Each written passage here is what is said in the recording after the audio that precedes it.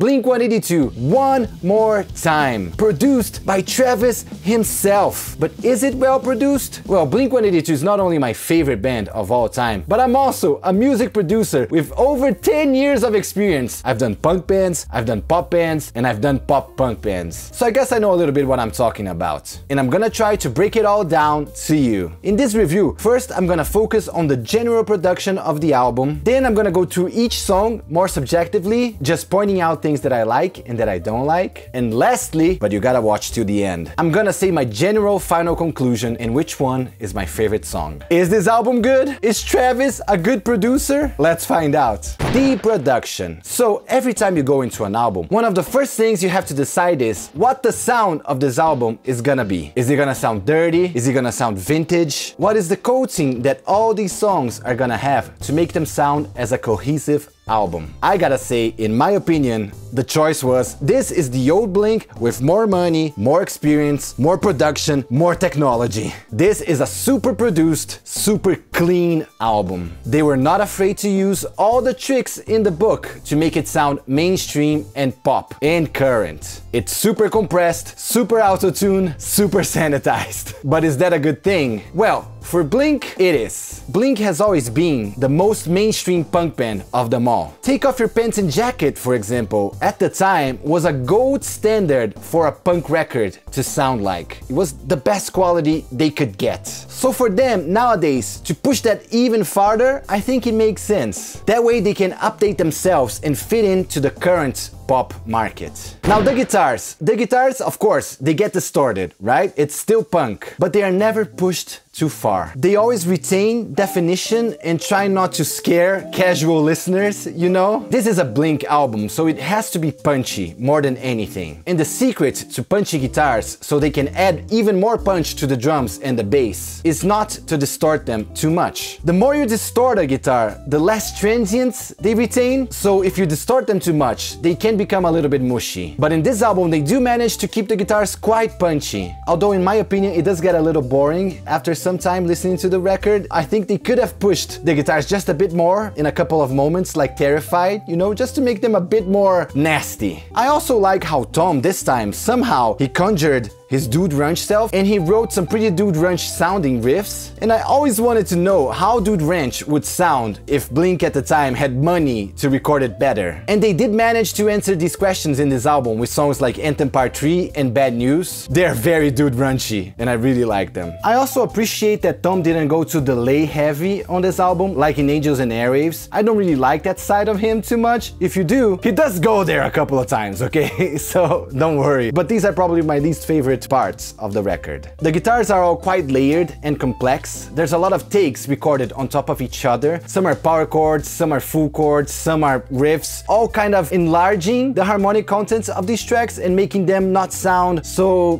basic pop punk and something more elevated, so that's really cool. And also there's so many little details done with guitars, like flangery flying guitars spinning around everywhere and little delays here and there, which is quite cool. Not exaggerated like Angels and Airwaves, but you know, little delays here and there. It keeps the tracks interesting and full of ear candy, you know. And also there's a lot of parts in this album, which I don't know if that's a guitar, or if that's a synth, or if that's a vocal with distortion. Like, there's so many little details that I don't know how they were made, which I find to be awesome, because that means the album is quite unexpected, right? And there's so many little details that I'm gonna have to work hard to figure out what they are, and I enjoy that process. The bass. The bass tone is super fat, super nice. I'm not sure how they recorded it. I actually really hope there's some video of them recording this album somewhere that they're gonna release soon. In my opinion, to record the bass, they probably used a mic'd amp and also a direct signal from the bass. That way they can use the amp sound to really push that low end and that fat, cool distortion that only amps really have. But they still have the clean signal of the bass just to manipulate the transients and just the overall definition of the bass sound. Because this bass is super fat,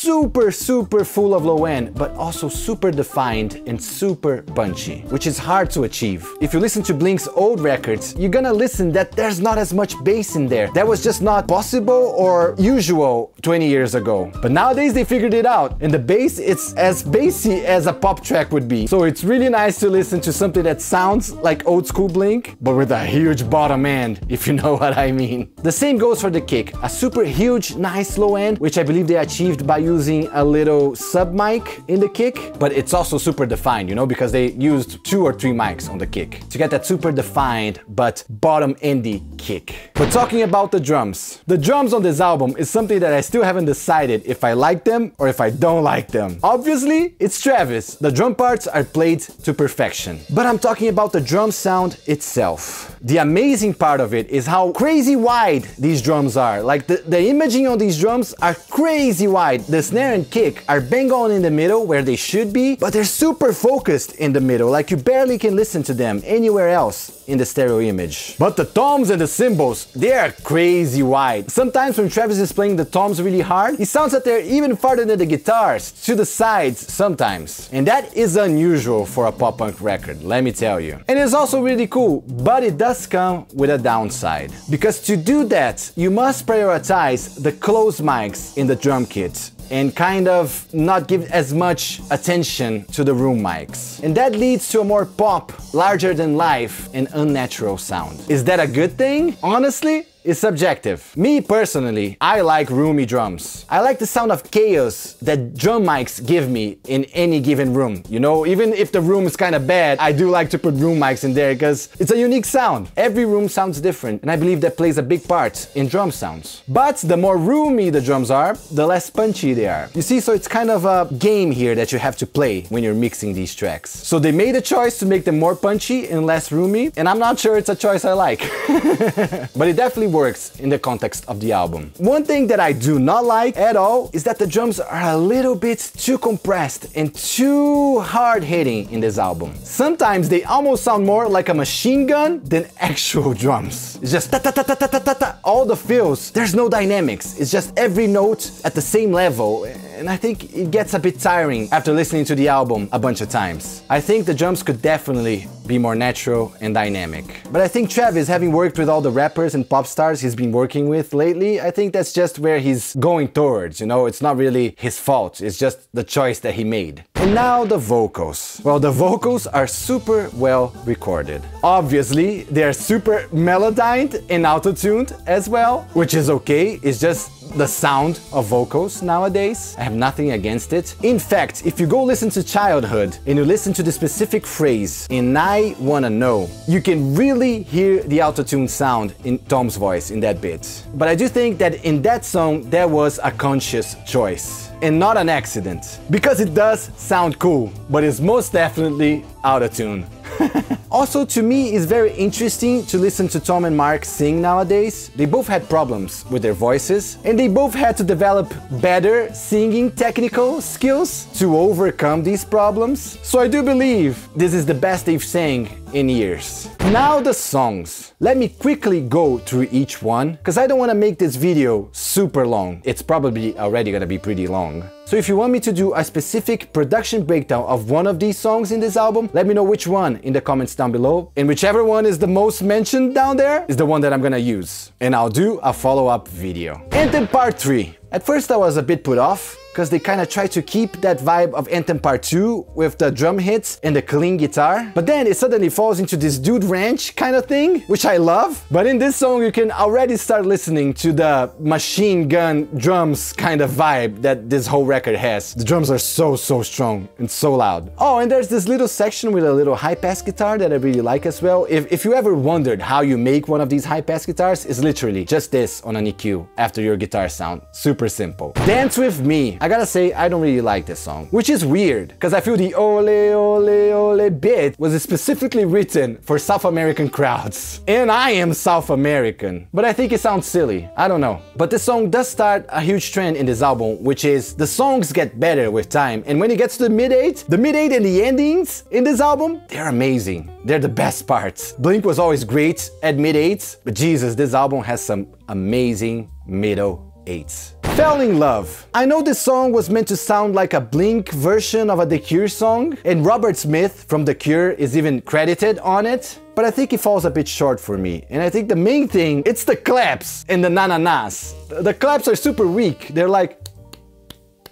The claps are so weak. And the na-na-nas are just unnecessary at this point. They don't have to do na-na-nas anymore. They have enough na-na-nas. It's fine. We got them. Thank you, Blink. Terrified. Now this might be the best song in this album. There's another one competing for that spot, but you guys will see later. But yeah, this was meant to be a Boxcar Racer song. So now that Blink's back and Boxcar Racer is officially dead, I think, I just hope that Tom keeps writing Boxcar Racer songs and putting them on Blink records forever, because they're amazing. The guitars here are more distorted. I wish they were a little bit more distorted, but they are more distorted, which is cool. And the vocals are also distorted, which I think Tom should do more because it really suits his voice. When his voice goes through a distortion unit, it's just, so nice. And who else think this song is really similar to Boxcar Racer's Tiny Voices? So this is actually a really good opportunity for you to check out what I'm saying about this album. How Blink and Boxcar Racer as well used to be more organic and natural. Just listen to Tiny Voices and Terrified, one after the other. It's super cool to notice the differences. Like, they're similar songs, but just listen to where the drums are sitting in Tiny Voices and listen to where the drums are sitting in Terrified. Please leave in the comments below what you think about this exercise. It's really cool. The drums in the old Boxcar Racer record, they're much more roomy, much more natural sounding, and much more to the center as well. They do not go as far away to the sides as they do in this record. So just listen to it. It's crazy. It's really cool. One More Time, the title song. Now this track is super referential to their older stuff. It's pure fan service. It's like Blink-182's version of Spider-Man No Way Home. There's all the Tobey Maguires and Andrew Garfields in there for sure. They got guitars that sound like What Went Wrong, and there is pianos and bells that sound like Stockholm Syndrome and Down and all of this. All these sounds that are in this song have been in other Blink songs in the past. I do love that the acoustic guitars are super dry and the vocals are kind of wet and in the middle, so it kind of sounds like you have two dudes playing guitar right next to your head, like right here, and there's a guy a little bit farther away singing to you. It sounds really cool. I also find really cool that in the song something rare happens, which is Tom and Mark sing at the same time and both are panned to the middle. Usually they're panned in different directions, one in the middle, one to the sides or something like that, just to separate them, but here they're both together in the middle to kind of, I guess, symbolize that they're back together, which is sweet, isn't it? Oh, and Travis sings as well, which is okay, I guess. More Than You Know. Piano comes back, which now I'm noticing, holy shit, Blink uses a lot of piano. I gotta start using more piano in my tracks, I guess. I like that this song is super stiff. Most of the time it has the double kick pedals in the chorus. It's super stiff. Even in the verse, which is not as stiff as the chorus, it has a little stiff shaker to the side, really to the back and to the side if you listen to it closely. Just keeping that stiff sensation on it. But then in the middle eight, it suddenly gets super dancey with a more groovy vibe, which I love. It's a super cool contrast to have a stiff song and a little section that's more groovy that really gives you a sense of release. It's really nice. And me, as a Brazilian, when that section comes, I really have to hold myself down to not shake my ass, you know? So I know it's good. Turn This Off. It's a cool little punk song. I like it. When We Were Young, it's a little bit too Angels and Airwaves. I don't like it.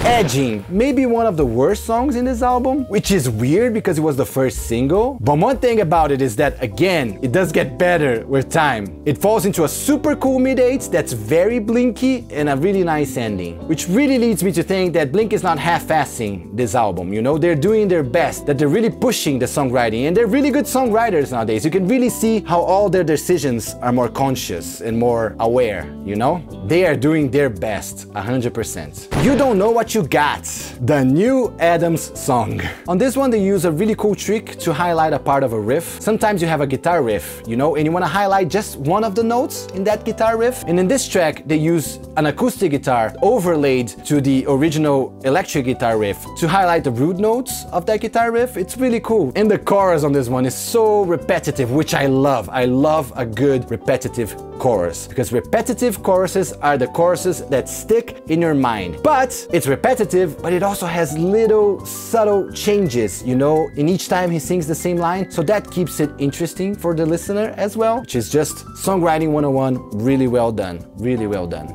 Blink Wave. At first, I hated this song, okay? But now I kinda like the melodies. It's the synth sounds that I don't like. Like, I know, you guys like The Cure, sure, cool. But enough The Cure things, okay? Let's try some influences from other bands, please. Bad News. Probably the best song Mark has done since Here's Your Letter, maybe? I don't know, what do you think? It also has some Dude Ranch vibes, with the palm muted guitars matching the drum fills. It also has ringing power chords while the drums are going crazy, which is super Dude Ranch. And it's clearly a breakup song, which is weird, because Mark has been married for years. So I'm wondering, is this song about Tom's divorce? And Tom was just like, you better sing it, because if I do, it's gonna be a little bit too much, you know, I don't want to deal with it. So what do you think? Is it about Tom's divorce? I don't know. Interlude. I've been to Angels and Airwaves and I don't like it. Turpentine. Turpentine. Turpentine. Now this one is the one that's competing against Terrified to be the best song in this album, for sure. I've never heard a Blink song that sounds exactly like this. This sounds new and really, really refreshing. It's not referential to their past at all. I really love the changes from tension to release. That's the best thing about it. And also how unexpected the structure is. It's a really cool song. And this is the most Tom has sounded in years. Fuckface. Best drum sound in the album. Listen to it. It's the best drum sound in the album. Other Side, another great Mark song, and the melody hook he does in the chorus on his voice, that's just great job, Mark. That's awesome. Go listen to that song now and just tell me if that hook doesn't get stuck in your mind. It's an awesome hook. Childhood, full chords in a Blink song? What? And I like it? This song summarizes all I ever wanted from Blink since 2003, I think. You are the biggest pop punk band in the world. You don't have to give a fuck. You can always just keep pushing and pushing and pushing and trying new things. We like you, Blink, okay? So you're not going away. So you guys can do whatever kind of music you guys want to make. Just go crazy. It's cool. As long as you guys are doing it together, please. Please don't split up again. So, conclusion. Was it a well-produced record? Absolutely. Travis is a good producer. I just don't think right now he's not as good as Jerry Finn, who used to produce Blink records back in the day before he passed away, unfortunately. But Jerry Finn is like a once in 100 years talent. Like he's rare. You don't get too many Jerry Finns out there. So you can't really blame Travis, but I do believe he can get to that status at some point. If he doesn't get distracted producing Christmas songs for the Kardashians, right? Shut your eyes and channel some emotional shit.